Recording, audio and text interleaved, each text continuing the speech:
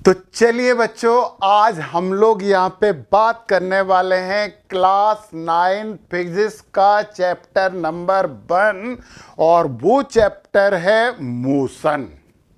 ये मोशन क्या होता है, क्यों होता है, मोशन से क्या क्या होते हैं, ये सब हम यहाँ पे समझने वाले हैं बच्चों। तो इस चैप्टर में हम जिन जिन चीज़ों की बात करने वाले हैं वो हैं मोशन एंड रेस्ट। बच्चों, जब मोशन होगा तो रेस्ट भी होगा, दोनों ही सिचुएशन है, दोनों ही पोजीशन है। हम इन दोनों की बात करेंगे, दोनों में डिफरेंस भी समझेंगे। फिर है डिस्टेंस एंड डिस्प्लेसमेंट, ये सब पेयर यहाँ पे लिखे हुए हैं, इनको हम समझेंगे, क्लासिफाई करेंगे, इनमें डिफरेंस देखेंगे कि क्या क्या है।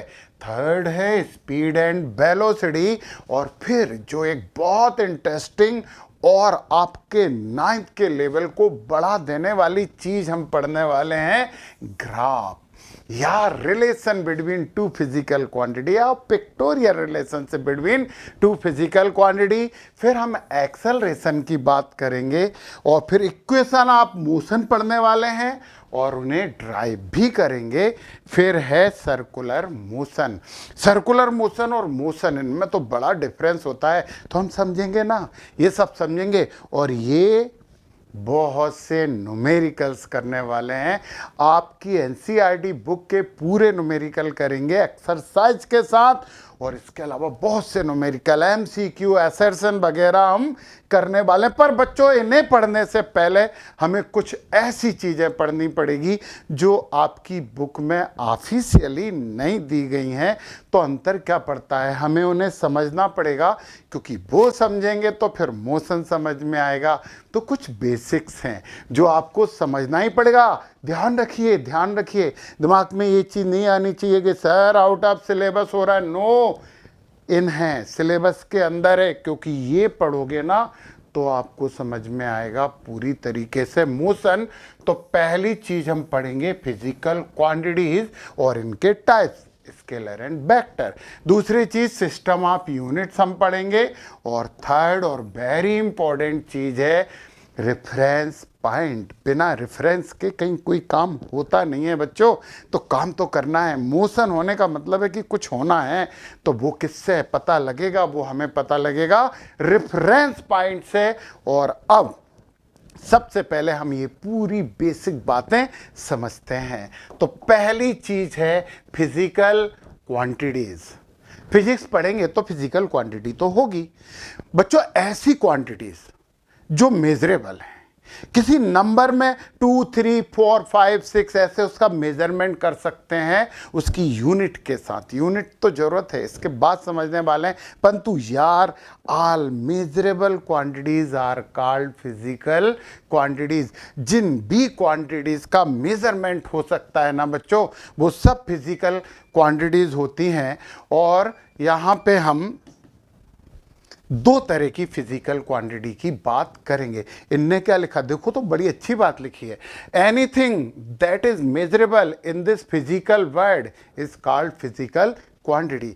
यार फिजिकल वर्ल्ड नहीं, पूरे यूनिवर्स में भी जिसका भी मेजरमेंट हो सकता है, आप उसे माप सकते हो, वो सब फिजिकल क्वांटिटीज होती हैं। और यहाँ पे हमें बच्चों केवल दो फिजिकल क्वांटिटीज पढ़नी है। एक फिजिकल क्वांटिटी है स्केलर, ये, और एक फिजिकल क्वांटिटी है वेक्टर। दोनों ही फिजिकल क्वांटिटीज हैं, दोनों का मेजरमेंट हो सकता है। पर यार जो स्केलर है ना, इसमें केवल क्या होता है, इसमें केवल मैग्नीट्यूड होता है। अब मैग्नीट्यूड मीन्स व्हाट, ये मैग्नीट्यूड क्या होता है? तो बच्चों बच्चों बच्चों, मैग्नीट्यूड का मतलब होता है नंबर। मैग्नीट्यूड का मतलब होता है नंबर, यानी न्यूमेरिकल वैल्यू। तो स्केलर ऐसी क्वांटिटी होती हैं जिन्हें केवल नंबर से शो किया जा सकता है। मैं 10 घंटे से पढ़ रहा हूं। 10 मीन्स व्हाट, 10 मीन्स व्हाट, 10 मतलब मैग्नीट्यूड। तो ऐसी फिजिकल क्वांटिटी जो केवल नंबर से एक्सप्रेस हो सकती हैं, वो सब फिजिकल क्वांटिटी स्केलर होती हैं। हम समझेंगे, हम एग्जाम्पल देखेंगे, परंतु पहले वेक्टर तो समझ लो क्या होता है। वेक्टर में होता है मैग्नीट्यूड, जो कि स्केलर में भी होता है, और इसके साथ साथ बच्चों इसमें होती है डायरेक्शन। अकेले मैग्नीट्यूड से हम वेक्टर नाम की जो फिजिकल क्वांटिटी हैं उन्हें एक्सप्लेन नहीं कर पाते हैं। केवल मैग्नीट्यूड से ये एक्सप्लेन नहीं होती हैं, इसके लिए हमें डायरेक्शन भी देना होता है। यार डायरेक्शन का मतलब ईस्ट वेस्ट नॉर्थ साउथ नहीं, यहाँ पे डायरेक्शन का मतलब समझो बच्चों, ये आपके लिए बड़ी इंपॉर्टेंट बात है। डायरेक्शन का मतलब होता है स्पेसिफिकेशन। डायरेक्शन का मतलब उसे स्पेसिफाई करना पड़ता है, उन्हें बताना पड़ता है। वैसे हमारी फिजिक्स में दो डायरेक्शन होते हैं बच्चों, एक पॉजिटिव और एक नेगेटिव। यार जो आपके फेवर में है वो पॉजिटिव डायरेक्शन होता है, और जो आपका अपोज कर रहा है वो नेगेटिव डायरेक्शन होता है। तो हमारी फिजिक्स में तो दो ही डायरेक्शन होते हैं, एक पॉजिटिव डायरेक्शन और एक नेगेटिव डायरेक्शन। तो बच्चों वेक्टर में मैग्नीट्यूड के साथ साथ हमें डायरेक्शन की भी जरूरत होती है। तो क्या मतलब है, कैसे डायरेक्शन की जरूरत होती है? हम आपको एक एग्जाम्पल की बात करते हैं। यहाँ पे है फोर्स, इसका एक एग्जाम्पल है फोर्स। यार कोई फोर्स अप्लाई कर रहा है तो क्यों कर रहा है, कहाँ कर रहा है, कैसे कर रहा है, ये तो बताओ कि फोर्स किस लिए कर रहा है। किसी चीज को जोड़ रहा है कि किसी चीज को तोड़ रहा है? तो फोर्स के तो हमें बताना पड़ेगा कि ये फोर्स इसलिए अप्लाई हो रहा है, तो उसकी हमें डायरेक्शन देनी पड़ेगी। इसकी बात करते हैं तो यहाँ पे हम बात करें टाइम। बच्चों टाइम तो अपने आप में ही स्पेशल है। टाइम की किसी स्पेसिफिकेशन की हमें रत्ती भर भी जरूरत नहीं है, क्योंकि टाइम रुकता भी नहीं है। और टाइम की कोई डायरेक्शन दूसरी होती है क्या, कि प्लस और माइनस टाइम होता है क्या? कभी नहीं होता। तो बच्चों time is a scalar quantity, जिसके लिए हमें किसी स्पेसिफिकेशन की जरूरत नहीं होती। अब फोर्स के बाद यदि हम यहाँ पे दूसरी चीज की बात करते हैं, यहाँ पे डिस्प्लेसमेंट। अभी हम समझेंगे वैसे डिस्प्लेसमेंट की एक फिक्स डायरेक्शन होती है, जिधर जाना है उधर मुंह करके चलो, मुड़ नहीं सकते डिस्प्लेसमेंट में। इसलिए डिस्प्लेसमेंट की एक फिक्स डायरेक्शन होती है।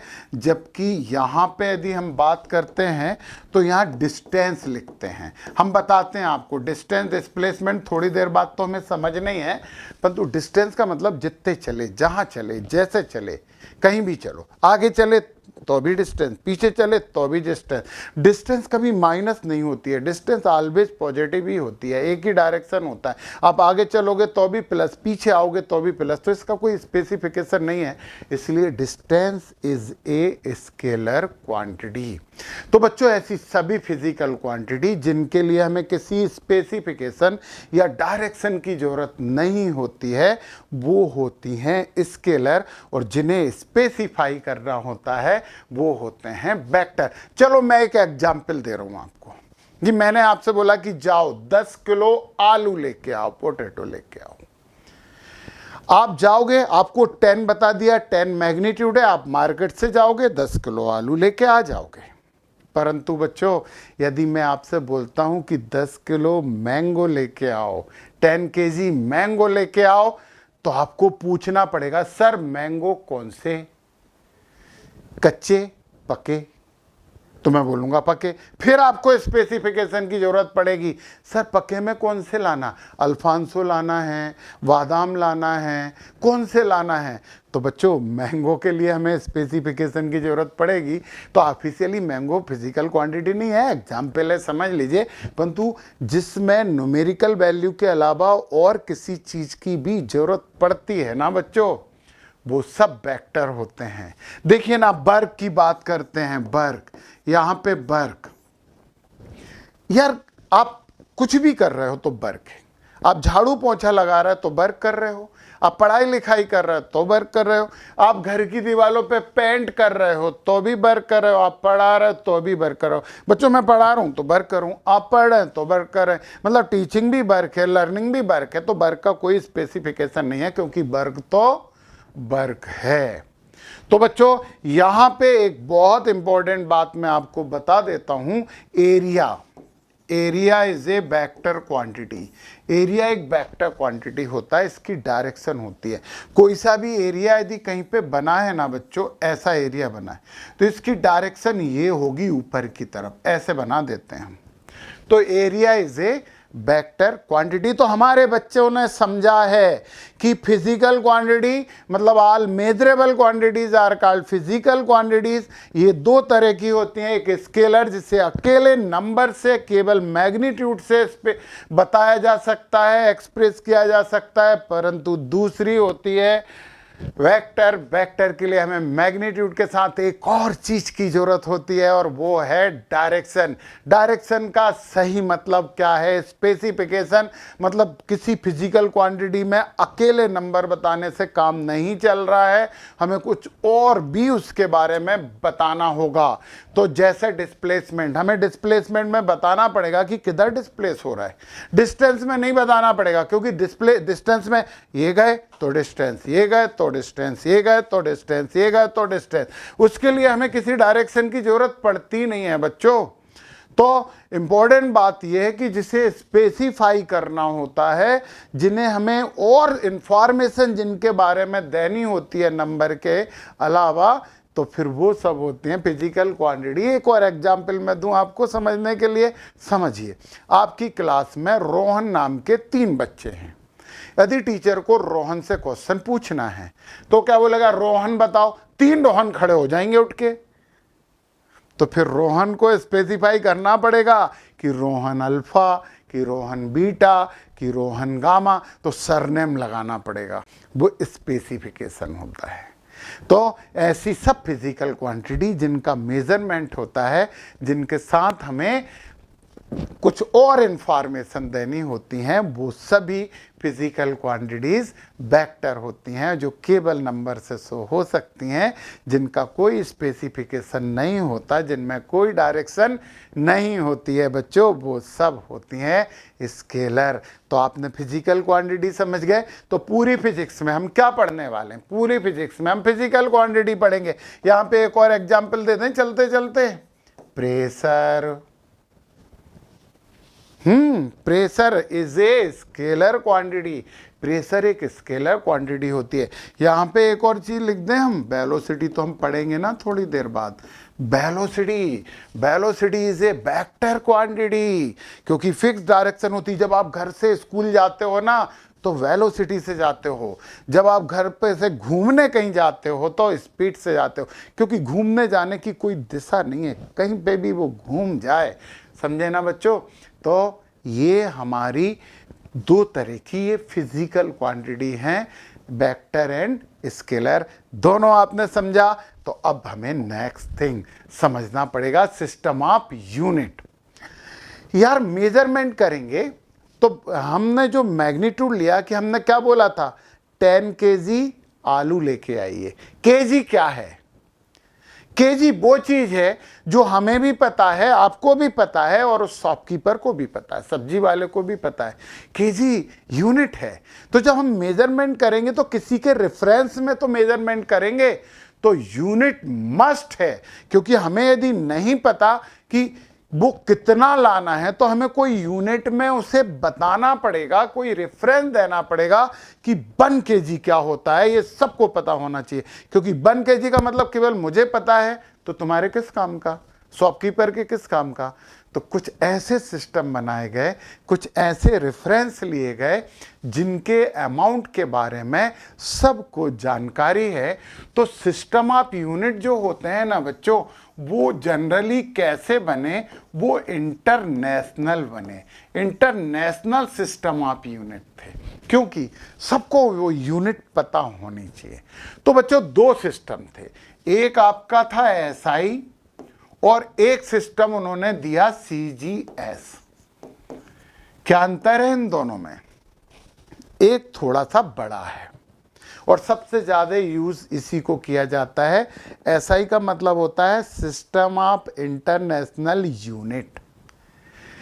यहां पे जनरली लेंथ यदि हम यहां पे मेजरमेंट करते हैं तो लेंथ को हम यहाँ पे मेजरमेंट करते हैं मीटर में, लेंथ को यहाँ पे मेजरमेंट करते हैं मीटर में।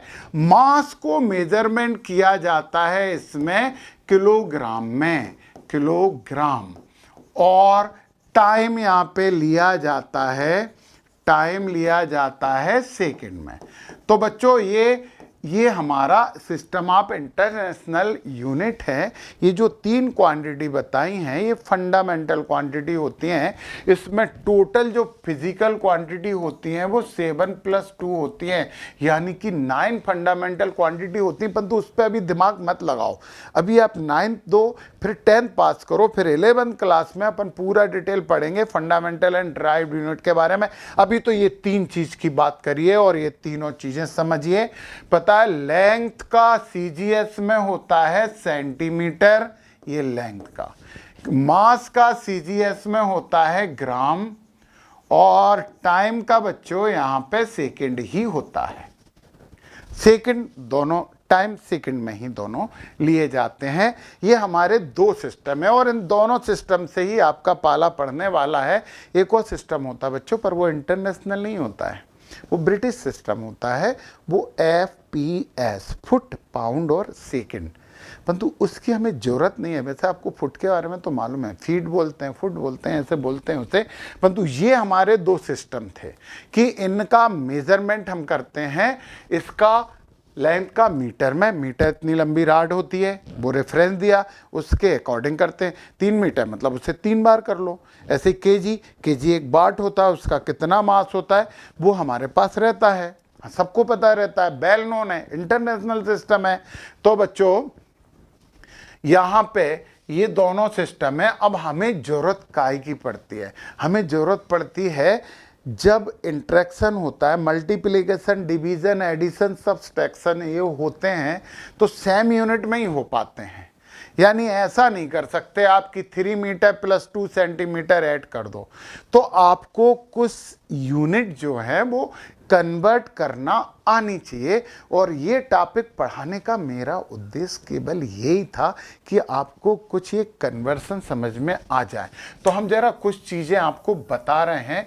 इंटरनेशनल सिस्टम तो हो ही गए, SI मतलब, और हम हमेशा SI की बात ज़्यादा करने वाले हैं 9th में, और ज़्यादा बात नहीं करेंगे। परंतु फिर भी हम यहाँ पे बता दें कि 1 मीटर = 100 सेंटीमीटर होता है।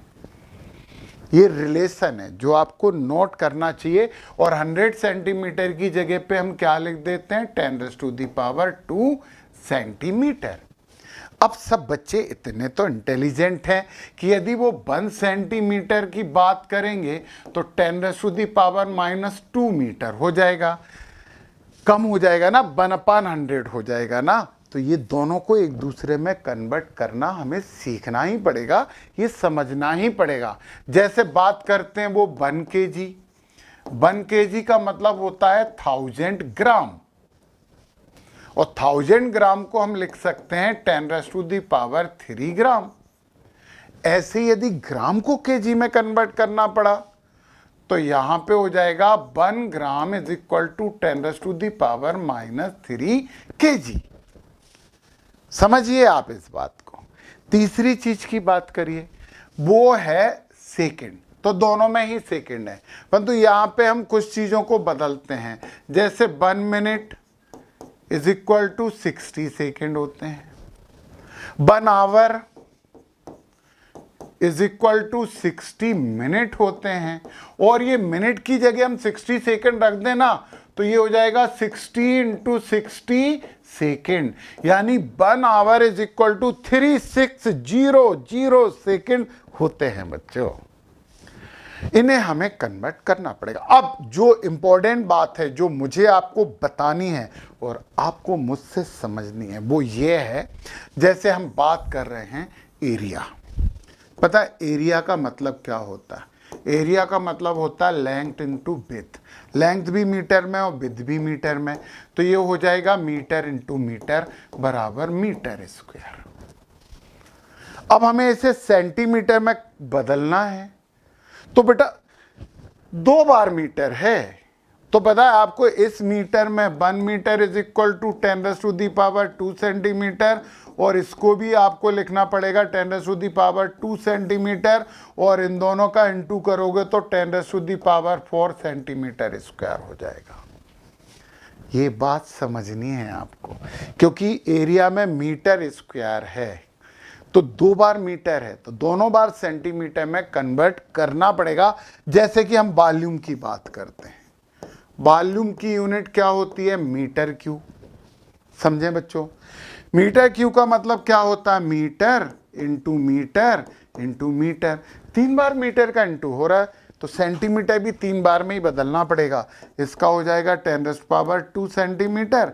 इस सेंटीमीटर तो लिखना पड़ेगा ना, जरूरी है, ये तो लिखना पड़ेगा 10⁻² सेंटीमीटर इंटू इसकी जगह 10⁻² सेंटीमीटर, फिर इसकी जगह पे 10⁻² सेंटीमीटर, ये हो जाएगा 10⁻�6 सेंटीमीटर क्यूब। तो ये कन्वर्सन है बच्चों जो आपको आने चाहिए। अब हम मोशन पढ़ेंगे, पढ़ना हमें मोशन है, और मोशन पढ़ना है तो आपको पता है कि उसमें स्पीड, वेलोसिटी, एक्सेलरेशन सब आते हैं। अब आपको हम कुछ चीज़ें बताते हैं अभी, क्योंकि हम सिस्टम ऑफ यूनिट पढ़ रहे हैं तो हमें यहाँ पे वो बातें समझ लेनी चाहिए बच्चों, और आप समझ लोगे। ये मिटा देता हूँ मैं, ये तो आपने कर लिया है। अब देखो ज़रा, हमारे पास कोई यूनिट है, जैसे कि स्पीड की जो यूनिट होती है वो होती है मीटर पर सेकेंड। देखिए आप, स्पीड की जो यूनिट होती है, क्यों होती है ये तो अपन थोड़ी देर बाद समझेंगे। मीटर पर सेकेंड ऐसा यूनिट होती है। अब आपको क्या दे दिया? अब आपको स्पीड की जो यूनिट दे दी वो दे दी किलोमीटर पर आवर। आपको तो इसे मीटर पर सेकेंड में कन्वर्ट करना पड़ेगा, क्योंकि आपको यूज तो ऐसा ही सिस्टम करना है। तो पता है अब कैसे करेंगे? आप किलोमीटर को क्या लिख सकते हो? 1000 मीटर, और आवर को अभी थोड़ी देर पहले पढ़ा है 60 × 60 सेकेंड। ये हो गए ना बच्चों मीटर पर सेकेंड। ये 2 जीरो से 2 जीरो काट दीजिए, 2 3 जा 6 और 2 5 जा 10। ये हमारे पास कितना आ गया? 5/18 मीटर पर सेकेंड। अब हम आपको एक टिप्स दे रहे हैं, आपको वो टिप्स समझनी चाहिए। सीधी सी बात है कि यदि आपको किलोमीटर पर आवर दिया है तो इसे आप ऐसे कर सकते हो, किलोमीटर जैसे कि 10 किलोमीटर पर आवर दिया है तो इसे लिख सकते हो 10 × 5/18 मीटर पर सेकेंड। यानी किलोमीटर पर आवर में यदि 5/18 का इंटू कर दिया जाए, यदि किलोमीटर पर आवर में 5/18 का इंटू कर दिया जाए तो बच्चों वो मीटर पर सेकंड में बदल जाता है। तो सीधी सी बात यह है कि kilometre per hour into 5/18 is equal to metre per second. समझ लीजिए बच्चों। अब सुनो, अब ये तो हो गई। यदि उन्होंने मीटर पर सेकंड को किलोमीटर पर आवर में बदलना है, मीटर पर सेकंड, तो ये क्या थे? 5/18 थे, उल्टा कर दो ना बच्चों, 18/5, ये बन जाएगा किलोमीटर पर आवर। यानी मीटर पर सेकंड में इसका उल्टा कर देंगे, 18/5 कर देंगे तो हमें मिल जाएगा किलोमीटर पर आवर। तो किलोमीटर पर आवर को कैसे बदलते हैं? Kilometre per hour into 5/18 is equal to क्या हो गया बच्चों? मीटर पर सेकेंड, और metre per second into 18/5 is equal to क्या हो गया आपका? Kilometre per our. इतने जल्दी समझ ली आपने? समझ में आई बच्चों? अब एक और बहुत स्पेशल बात मैं आपको बताने वाला हूं। हाँ, हर बात इंपॉर्टेंट है, ये मोशन समझने के लिए इन सब बातों की हमें बहुत बहुत जरूरत पड़ती है बच्चों। एक और बात समझ लो यार, फिर आगे बढ़ते हैं अपन। ठीक है, मिट जा रे मिट जा, मिट गया। जैसे एक्सेलरेशन होता है ना, एक्सेलरेशन की यूनिट होती है मीटर पर सेकेंड स्क्वायर। अब समझना जरा, यदि उनने एक्सेलरेशन आपको दे दिया किलोमीटर पर आवर स्क्वायर, तो गड़बड़ है। अब 5/18 का रोल नहीं होगा। किलोमीटर को तो आप क्या लिख देंगे, 1000 मीटर। आवर को आपको स्क्वायर है तो 60 × 60 और सेकेंड का होल स्क्वायर करना पड़ेगा आपको। तो आपका क्या हो जाएगा, ये हो जाएगा 1000 मीटर अपान 3600 का whole square into second square. तो मीटर पर सेकेंड स्क्वायर में कन्वर्ट हो गया। तो कभी कभी हमें ये एक्सेलरेशन की भी ज़रूरत पड़ती है। तो आपको एक यूनिट सिस्टम से दूसरे यूनिट सिस्टम में 9th लेवल का कन्वर्सन तो आ गया है बच्चों। बहुत सी यूनिट हमें पढ़नी होती हैं, परंतु वो सब हम 11th क्लास में पढ़ेंगे। तो बच्चों एक बहुत इम्पोर्टेंट टॉपिक हम यहाँ पे डिस्कस करने वाले हैं और वो है रेफरेंस पॉइंट। पता है, किसी की भी पोजीशन बतानी है तो पोजीशन बताने के लिए हम किसी पर्टिकुलर पॉइंट का सहारा लेते हैं, प्लेस का सहारा लेते हैं, या किसी एक पर्टिकुलर बॉडी का सहारा लेते हैं और उसके रिस्पेक्ट में हम बताते हैं कि वो कहाँ है। जैसे मैं आपसे पूछूं कि आपका स्कूल कहाँ है, तो आप बताओगे कि सर बस स्टैंड से 2 किलोमीटर दूर है। बस स्टैंड के रेफरेंस में आपने अपने स्कूल का एड्रेस दिया। तो पता है, ये जो रेफरेंस पॉइंट है ना, वो एक वेल नोन पॉइंट होता है जिसे सब जानते हैं और किसी भी ऑब्जेक्ट या बॉडी की पोजीशन उस पॉइंट के रिस्पेक्ट में बताई जाती है। जैसे कि एक एग्जाम्पल की बात करें, ये एक होम है। होम से ये जो साइकिल चला रहा है वो 4 मीटर डिस्टेंस पे है। ये एक रेफरेंस पॉइंट हो गया कि यार हमारे घर से वो बच्चा जो साइकिल चला रहा है वो 4 मीटर की दूरी पर है। अच्छा, इसके साथ साथ हम डायरेक्शन भी दे देते हैं, east, west, north, south etcetera, कि किसी डायरेक्शन में। हमने क्या बोला कि वो घर से एक पेड़ है।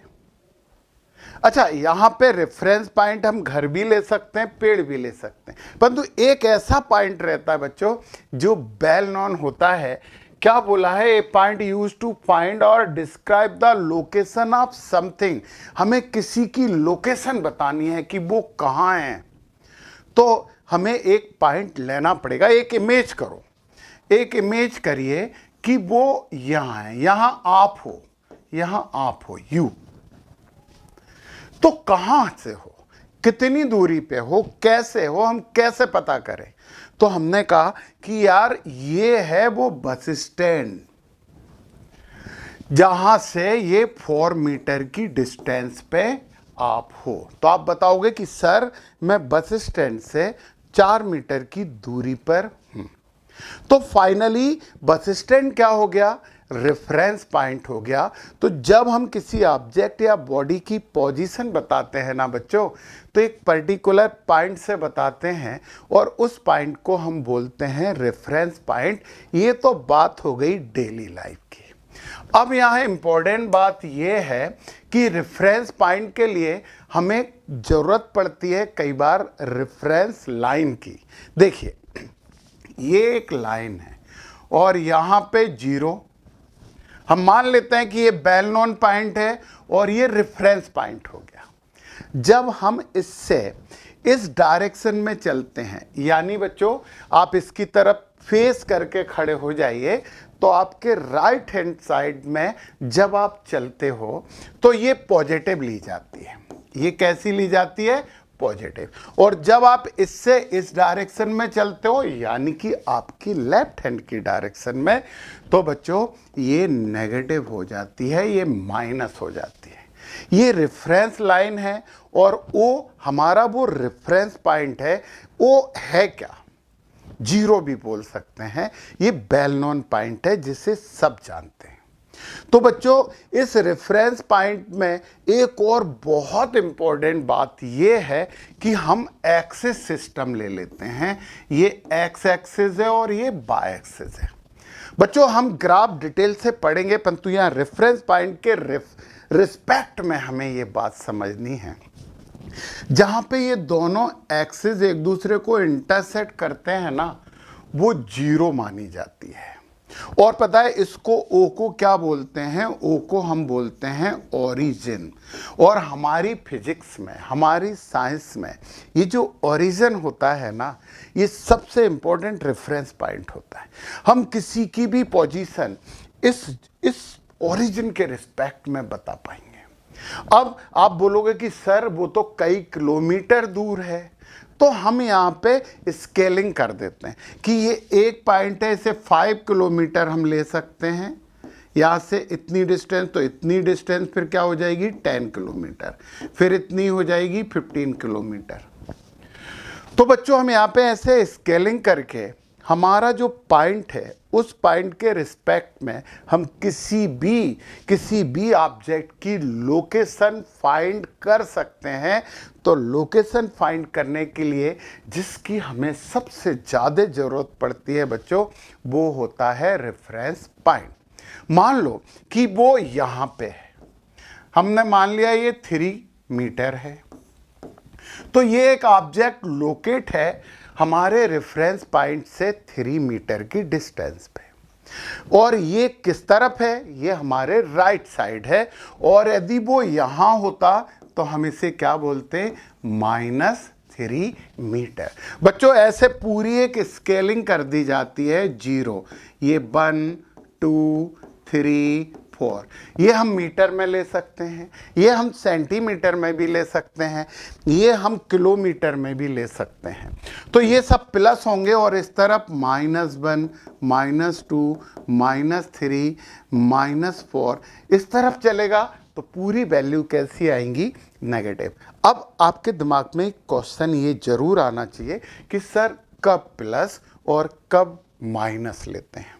देखिए, आप घर से स्कूल की तरफ जा रहे हैं, तो आप स्कूल की तरफ जा रहे हो तो पॉजिटिव है, क्योंकि आप एक ऐसे डेस्टिनेशन की तरफ जा रहे हो जहां आपको जाना चाहिए। परंतु स्कूल की जगह आप दूसरी जगह जाने लगे, जाना था स्कूल, तो हम उसे नेगेटिव लेंगे। मतलब प्लस और माइनस डिपेंड करता है हमारे ऊपर, हमारी थिंकिंग के ऊपर कि आप जिस तरफ जा रहे हो वो कैसा है। वो आप कोई पॉजिटिव वर्क कर रहे हो कि नेगेटिव वर्क कर रहे हो। मतलब किसी को यदि ऊपर उठाना है तो वो पॉजिटिव होगा, आप प्रोग्रेस कर रहे हैं तो पॉजिटिव होगा, परंतु आप पढ़ने की जगह टाइम पास कर रहे हैं तो माइनस हो जाएगा। तो ये कंडीशंस रहती हैं जिसके बेस पे हम ये डिसीजन लेते हैं कि वो चीज़ प्लस है या माइनस है। परंतु यदि रेफरेंस पॉइंट नहीं हो तो हम किसी की भी लोकेशन कैसे बताएंगे? हम बिना रेफरेंस पॉइंट के किसी की भी लोकेशन नहीं बता सकते। अरे आपको जब एड्रेस किसी का बताना होता है तो आप वहां पे एक पर्टिकुलर वो प्लेस लेते हो जो वेल नोन है। भाई उन्होंने कहा कि वो एक खटपुरा गांव में रहता है। अब खटपुरा गांव तो किसी को पता ही नहीं है, आपने भी कभी नहीं सुना, परंतु हम बोलेंगे कि ये खटपुरा कहाँ है, तो वो बोलेंगे कि भोपाल से ईस्ट में 60 किलोमीटर दूर है, नेशनल हाईवे नंबर 12 पे। वो खटपुरा नाम का एक छोटा सा गांव है, वो लोकेट है, स्थित है। तो बच्चों भोपाल यहाँ पे क्या हो गया? आपका पॉइंट ऑफ रेफरेंस, जिसके रिस्पेक्ट में भोपाल सब जानते हैं, जानना ही चाहिए क्योंकि एक बड़े स्टेट की कैपिटल है ये। तो बच्चों रेफरेंस पॉइंट लेने में सबसे इंपॉर्टेंट बात क्या है? सबसे इंपॉर्टेंट बात यह है कि वो वेल नोन होना चाहिए। हम जिसे एड्रेस बता रहे हैं उसे भी वो रेफरेंस पॉइंट पता होना चाहिए। जो लोकेशन जानना चाहता है उसे भी वो पॉइंट के बारे में पता होना चाहिए कि मान लो उन्होंने कहा खटपुरा कहाँ है, तो उन्होंने कहा कि ये गौहरगंज से 30 किलोमीटर दूर है। यार अब गौहरगंज भी वेल नोन तो नहीं है, हालांकि एक बड़ा कस्बा है, परंतु ये वेल नोन तो नहीं है। तो हमें यदि उसकी इंफॉर्मेशन देनी है तो भोपाल के रिस्पेक्ट में हम देने वाले हैं।